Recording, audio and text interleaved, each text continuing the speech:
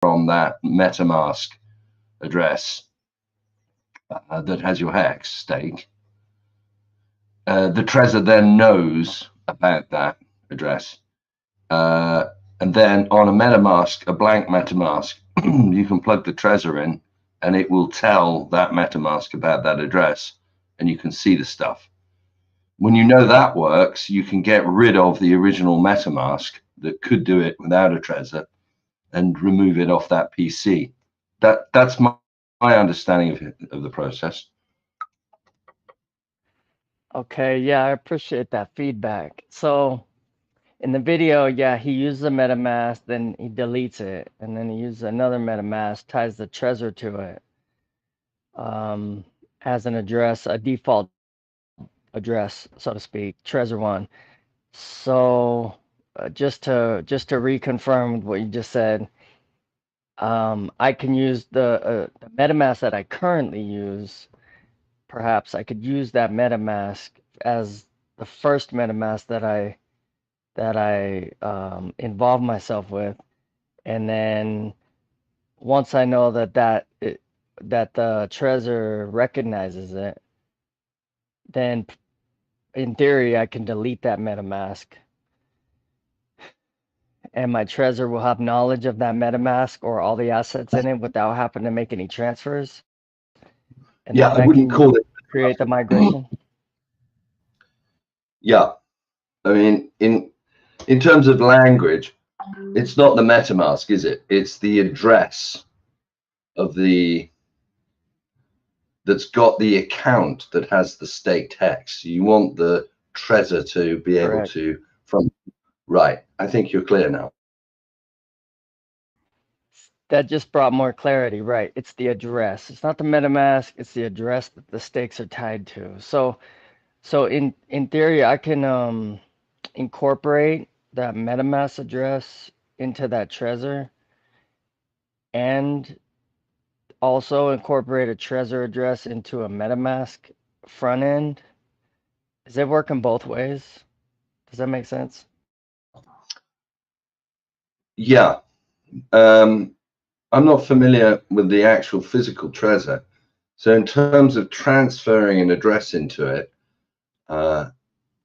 with Ledger, you put it into a mode where you can put in a seed phrase, your own seed phrase, and that would be the seed phrase that generates the same address that your MetaMask has. So that's what he did. When have you watched his video? Is that the 125 one? Is it I on? don't know what 125 is. It's about connecting a Trezor for a migration process on a MetaMask.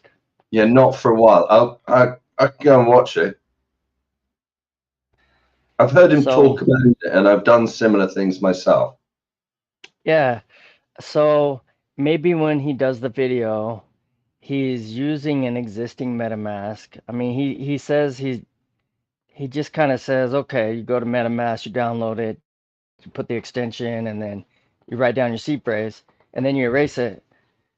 So maybe that is my MetaMask, my existing MetaMask that I'm supposed to be linking together at that point. I skipped that.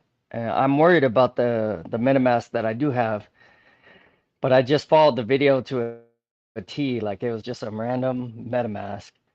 But I just need to make sure it's okay that I do my MetaMask. I'll probably redo the whole thing again so that I can incorporate my MetaMask that has assets on it connected to that Trezor because it's safe if it's a migration Trezor, right? Because it's not the vault. So if I tie the MetaMask to it, I'm not compromising the Trezor because I'm moving everything from that migration Trezor to a vault anyways, right? Right. Okay, the vault bit I'm not quite understanding. Is that just another account stroke address, or is that one of this Gnosis safes? So the vault is basically just a secondary Trezor that you send one Trezor to the next Trezor. That's it. So you're not actually, you can use the same Trezor by resetting or deleting and then rebooting and That's what he was saying, but it's complicated and less simple. So just get two. He says just two Trezors, one for migration, and that migration you send to a vault, which is just another Trezor. That's it. Okay, and is he suggesting that vault, you generate a seed phrase on the Trezor, you never let it go anywhere near a computer? Correct. Yeah, it's like it's almost separate, and that's where you're going to send everything that you want to keep for long, long time. Okay, but the issue you have is that you staked in an address on a MetaMask already. Correct. So you will leave those in your migration Trezor until they mature, at which point you can transfer the raw hex to your vault. Yeah, and right now they're just sitting on MetaMask waiting to mature by themselves. Right. And I'm sure Papa would say, get the address off that MetaMask sitting there while they mature, because that PC could be compromised in that time. Okay, so I am a little insecure on getting that address off MetaMask somehow and getting it on the Trezor. If I watch the video again and if I understand that that's how addresses move, then I guess I can understand the transition because if you move the address, does it take all the assets with it to Trezor? Just like if I sent it to Trezor? Yeah, because the assets themselves are not actually contained within there. It is the excuse me, the address that enables the software in MetaMask to interact with the blockchain. It is that the magic of cryptology enables it to verify that it's you. So you interact with this ledger, the blockchain. So the process of getting that address off MetaMask into a hardware wallet, as I understood it, his advice is to do the emergency recovery process, which is as if you lost everything, not lost to someone else, but you just had your seed phrase and you got your hands on a new Trezor, and it must have an emergency, it must have a process where you tell the Trezor the seed phrase. It then has your address. You plug that into any MetaMask and say, please use this Trezor's address, and it will then show your assets. I see, yeah. Because I believe the first MetaMask wallet that they used, it was a recovery. They were recovering a MetaMask, and then the second one was creating a new one, and that's probably what they were trying to attempt. Okay, yeah. The word recovery sounds good. That's where you introduce a previous seed phrase, which will generate the address, which will enable you to interact with the blockchain and see your assets. Yeah, so and when you said recover, it gave you a 12, 18, and 24 seed phrase option. So that must be what it's trying to accomplish. Yeah, I really appreciate this explanation. The main thing was because I don't understand how this stuff works. That's why I started staking on MetaMask. I didn't understand security. I staked heavy on MetaMask, so I gotta wait a long, long time. So I want to try to protect everything from this point forward. See what I can do about maintaining protection on my MetaMask that might be vulnerable to both. Yeah, I think you've got the right objective, and I understand if you haven't come from the bottom up on this stuff, it's a bit unclear. And thank you for the opportunity for me to try and articulate what Papa's been advising. So thank you, and I'm glad that clarifies things. Could you just remind me of what his YouTube channel is Yeah. with the videos on, please?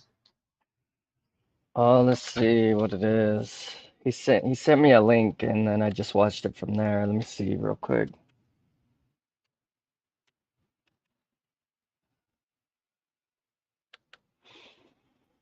Take a look in the chat. It's everything there.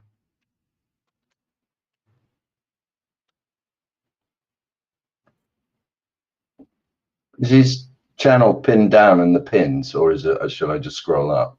I just can't remember it this morning. Let's see. I've got Magic Carpet Ride. It's a collaboration interview that he did showing how to step by step do a Trezor 1 migration with Papa Boner and HEXtrovert.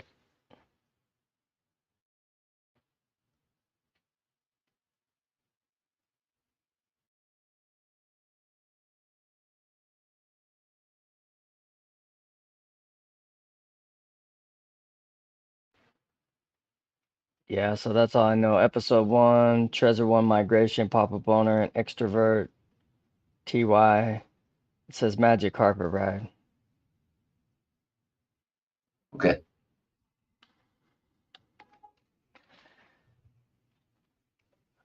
Yeah, so in your opinion, not that you need to know 100%, um is from the information that I gave you, is it possible to not have to redo everything all over again and tie my MetaMask address into the Trezor without having to start all over and wiping both of my Trezors clean again? Well, the test I would do to confirm, because I can't say I've completely tracked what you were doing, and I do think perhaps you've generated 2 more addresses and not managed to get your existing stake address with stakes in it onto a Trezor and a Trezor only. The test would be to take the 2 Trezors and plug them into a MetaMask that, without the Trezor, cannot see your assets. Plug the Trezor in and see if in either one of them you can see your staked assets. If one of them does, then you've managed to migrate your existing address with stakes in it. If you haven't, you need to do the process of this recovery thing so that you get your existing address with stakes in it onto a Trezor.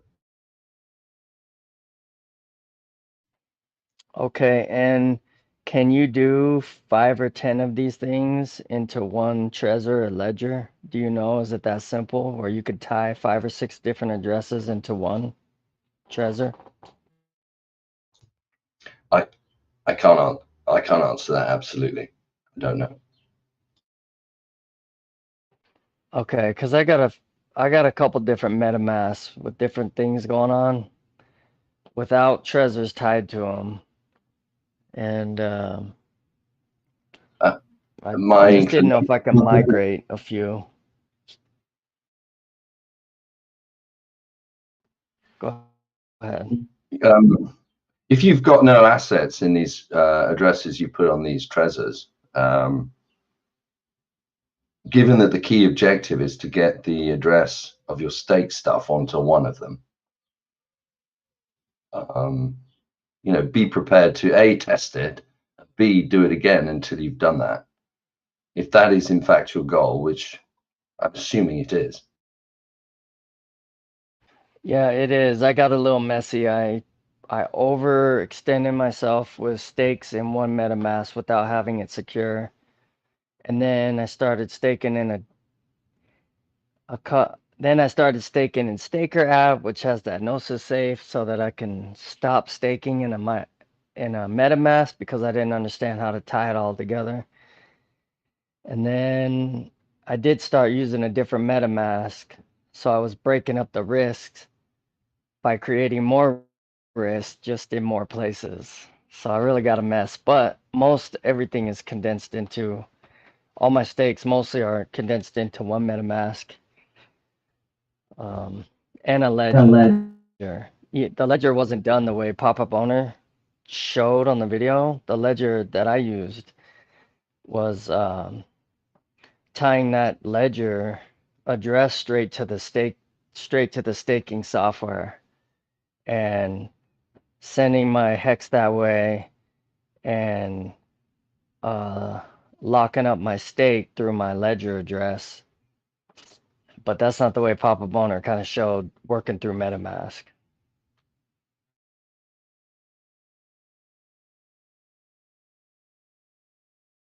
It's a mess. I know it's a mess. Well, no, that doesn't sound like mess. That just sounds like you've got 3 addresses with staked hex in it that you should try and secure. Correct.